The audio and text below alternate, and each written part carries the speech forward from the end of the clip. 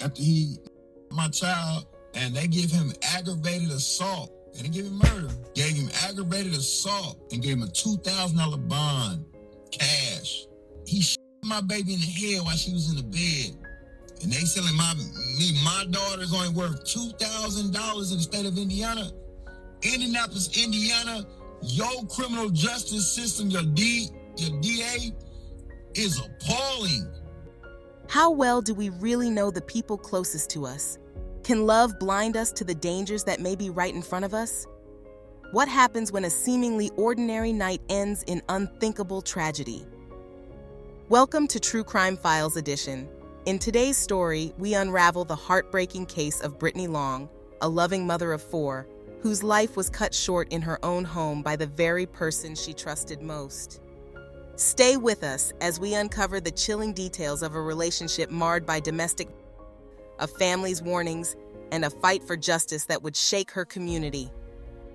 It was the night of January 6, 2024, on North Euclid Avenue in Indianapolis. Britney Long, a 27-year-old mother of four, had gone to bed, expecting nothing more than the peaceful routine of another evening. But in the early hours, her peaceful world was shattered by a single deafening gunshot. Her fiancé, 32-year-old Jamal Tyler, called 911 shortly after the shooting. He claimed it was all an accident. Jamal told police he had heard a noise, grabbed his gun, and it somehow went off, striking Britney in the head. When officers arrived, the scene was nothing short of horrifying. Blood stained the hallway doorway, and Jamal's t-shirt was covered in blood. Britney lay gravely injured, unresponsive, and clinging to life. She was rushed to the hospital where doctors did everything they could to save her. Britney was placed on life support, giving her family 4 agonizing days of waiting, 4 days of hope that somehow she might pull through. But on January 10th, 2024, Britney's parents had to make the unthinkable decision. With no signs of recovery, they made the heartbreaking choice to turn off the life support machine. Britney's sister, Brianna Hill, said, "She didn't deserve for her life to be taken the way it was. She brought joy to everyone. Now my sister's not coming back. She doesn't get to hug any one of her kids now. She can't give them kisses, tell them it's going to be okay." Britney's death left her family shattered and set the stage for a search for answers that would expose the true horror of what happened that night. Britney Long was more than just a victim.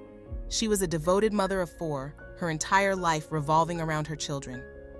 Known for her warm smile and an infectious laugh, Britney's joy and energy filled any room she entered.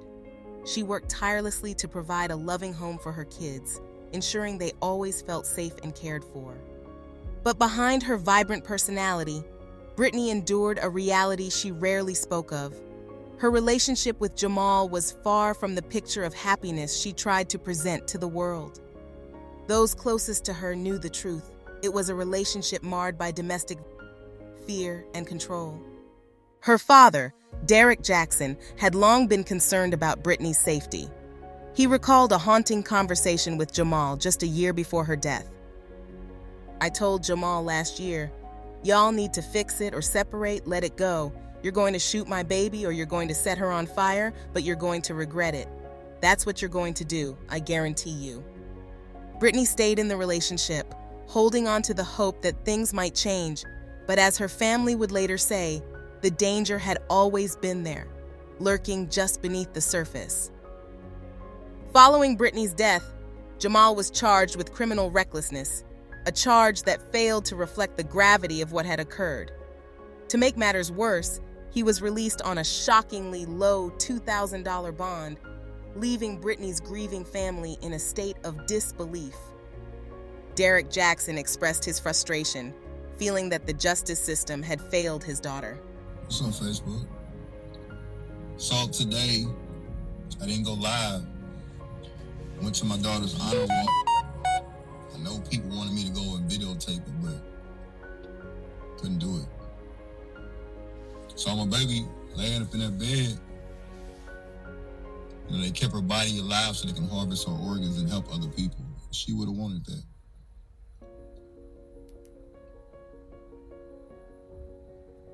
Like I said plenty of times before, man, I never thought I'd be coming to Indianapolis to bury a child, especially my own child. Never thought I'd be saying goodbye to my baby girl. 27 years old, had to say goodbye to her.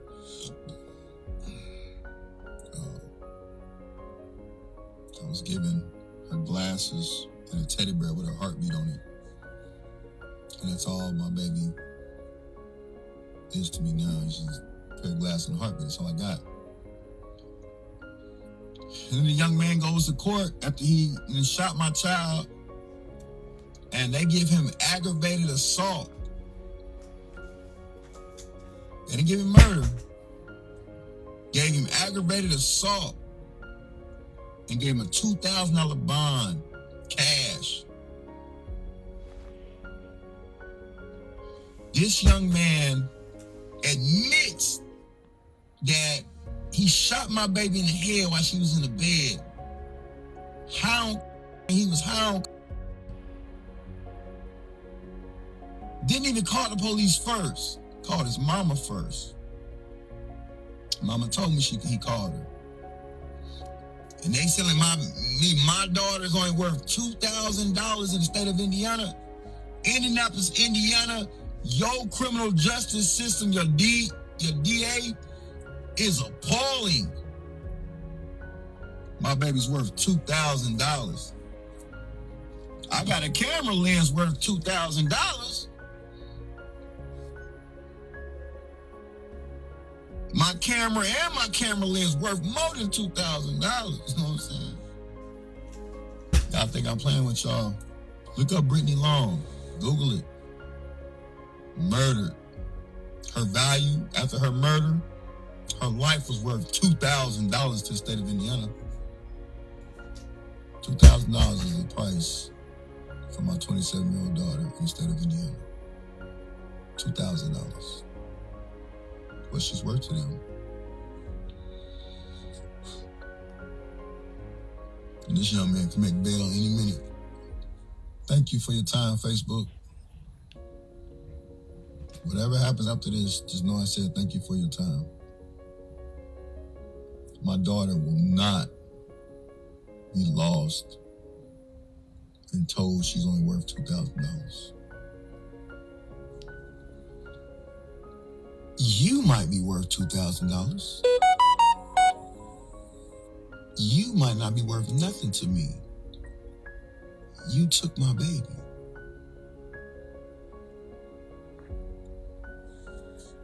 Don't want to bail out. The family's outrage fueled a demand for answers. They knew Britney's death wasn't the result of a tragic accident. It was the culmination of years of. As investigators delved deeper, their findings began to unravel Jamal's story. Forensic evidence, firearms analysis, and the autopsy results told a far different tale than the one he had offered. The bullet's trajectory was the first major red flag. Forensic analysts determined the gun had been aimed deliberately at Britney, contradicting Jamal's claim that the firearm discharged accidentally. The firearm report further dismantled his story. The weapon had multiple safety features, requiring deliberate actions to disengage the safety and pull the trigger. This wasn't an accidental misfire. It was an intentional act. Finally, the autopsy results confirmed what Britney's family had suspected all along. The pathologist ruled her death a homicide. There were no signs of a struggle or sudden movement that could have caused an unintentional shot. Britney had been lying defenseless when she was shot. On January 18, 2024, Jamal was rearrested and charged with murder. This time, there was no bond. Britney's family finally felt a measure of justice, but their pain and loss remained. For Britney's family, the fight for justice has been a painful journey. They've had to relive the horrors of that night, the agonizing days by her hospital bed, and the moment they said goodbye to a daughter, sister, and mother far too soon. Members of a woman who was shot and killed in her home are expressing relief tonight. That's because her boyfriend, accused of pulling the trigger, is now facing new charges in the case. Jenny Runovich explains the reasoning why. Jamal Tyler was originally charged with criminal recklessness, got out of jail on a $2,000 bond. Well, now he's facing a murder charge, no bond, all because of new evidence and investigation. It's been a painful month for the family of Britney Long, a mom of 4 shot in the head, police say, by her boyfriend. Like 2.5 weeks later, I'm still like going through these fits where everything's good and then I'll cry for no reason. Family expressed initial frustration at the initial criminal recklessness charge for Jamal Tyler, but on the same day they laid Long to rest, police arrested Tyler on a warrant for murder. The criminal recklessness charge dismissed. And my phone started popping off, and they said they arrested him, you know what I'm saying? Prosecutors say additional interviews, forensics, a firearms report, and the autopsy show Britney's death was a homicide. Tyler told police the gun went off accidentally as he heard a commotion and jumped out of bed. He also admitted using before the shooting, but new court documents detailed discrepancies. Tyler said he grabbed the gun in his right hand, although he's left-handed. Investigators also citing the trajectory of the bullet and Britney's wounds. And prosecutors say cell phone records show the couple, who had an open case of domestic with DCS, fought prior to the shooting. And I applaud the state of Indiana. I applaud the DA. I applaud the investigators for taking time out to look past the, man, I was sleeping and I reached up under the pillow and then this might have happened. Family now hoping for justice. I want him to pay for his crime. And sharing a message about volatile relationships. What I want to tell people about domestic is don't look for red flags. At the Indianapolis Motor Speedway, when the red flag come out, that's a stop. Stop it. We had an accident. But when that yellow flag come out, that's a caution. But this young man was on and yellow flag, pull you away from your family, another yellow flag. In Indianapolis, Jenny Runovich, 13 News. Her tragic death is a sobering reminder of the dangers of domestic and the lives it continues to claim. Britney's story isn't just about loss. It's a call to action for all of us to recognize the signs and take action before it's too late. Could more have been done to protect Britney? Are there warning signs in relationships that often go unnoticed? And what can society do to ensure victims like Britney get the help they need before it's too late? We'd love to hear your thoughts. Share them in the comments below. Thank you for joining us on True Crime Files Edition. If this story impacted you, please like, comment, and subscribe to our channel. Until next time, stay safe, and remember, you never know what's happening behind closed doors.